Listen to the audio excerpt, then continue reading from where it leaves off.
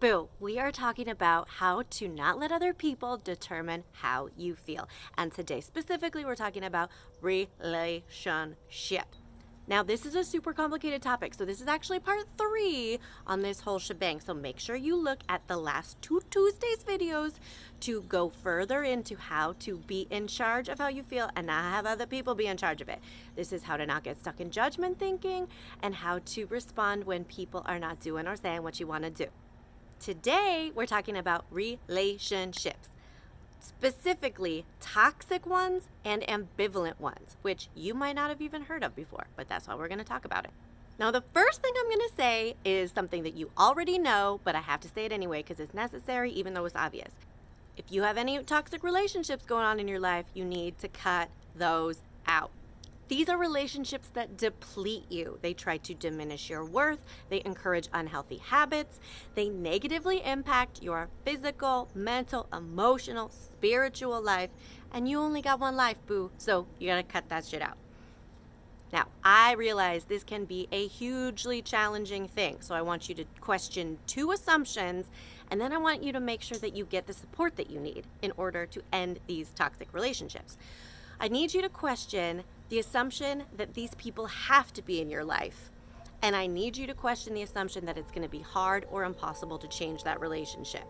Because when we get stuck in thinking we don't have control of the situation, that's when we prolong these unhealthy habits. And you need to cleanse your life of these toxins. But make sure you do get the personal and or professional help that you need in order to follow through with this and take care of yourself.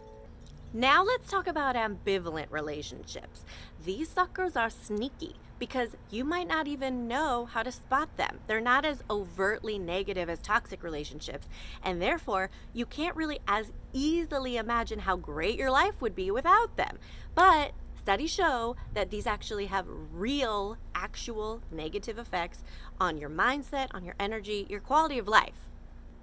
There's a researcher named Vanessa Van Edwards. She studies human behavior. She's delightful, and she explains this concept in a way that totally makes sense to my brain, so I am going to invite you to explore her definition with me. She talks about brand loyalty. So imagine this. If you are an avid fan of, say, Starbucks or Nike, you're going to go out of your way to get those products, right? You're going to look forward to them more. You're going to enjoy them more in the moment. You're going to remember them all vividly and gooily. They add to the quality and enjoyment of your life, right? Now think about ambivalence around brands. Joe Schmo Coffee or like Adidas or whatever.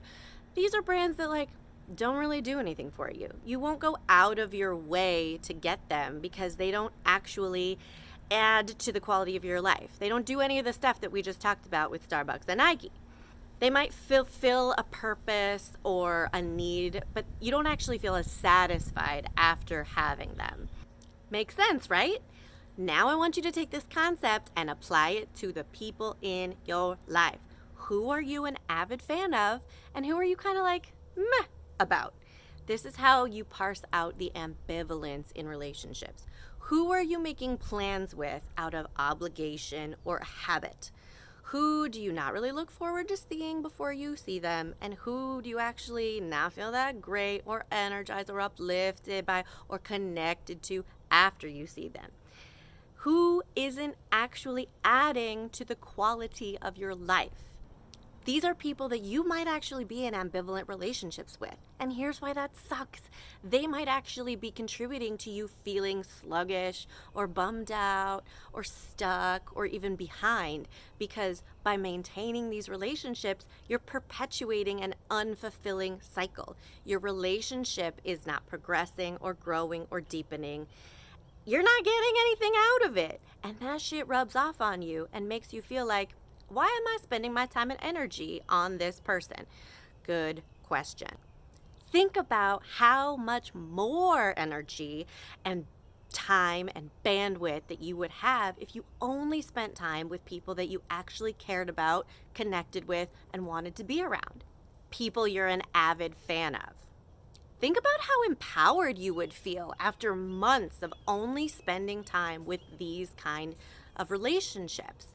Think about how in charge of your own feelings you would actually be after enacting and maintaining such strong, healthy boundaries. Bitchin', right?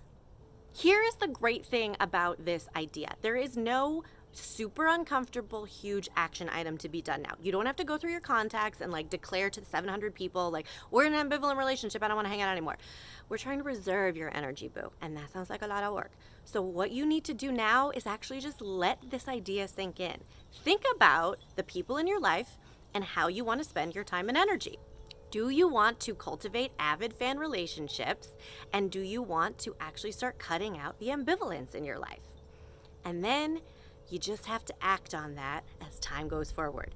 Don't proactively make plans with people out of obligation or habit, and don't accept plans when they are offered to you from these ambivalent people. Now, I know that this could sound difficult and slightly uncomfortable right now, but trust me, the more intentional you are with your time going forward, and the more you engage in these avid fan relationships, and you're conscious of it because you're being so dang intentional, the better you will feel and the easier it will seem to just let these ambivalent things slide out of your life. It's gonna feel so good. I hope that you enjoy thinking about your relationships and taking your power back and thinking about where you want to be spending your time and energy in this one and only life, because you can be in charge of how you feel. I believe in you. And this stuff was kind of a game changer for me this year. So hopefully it has that same effect for you in your life. I cannot wait to talk to you soon. Treat Yourself Friday is coming up. I hope you have happy days till then. Bye.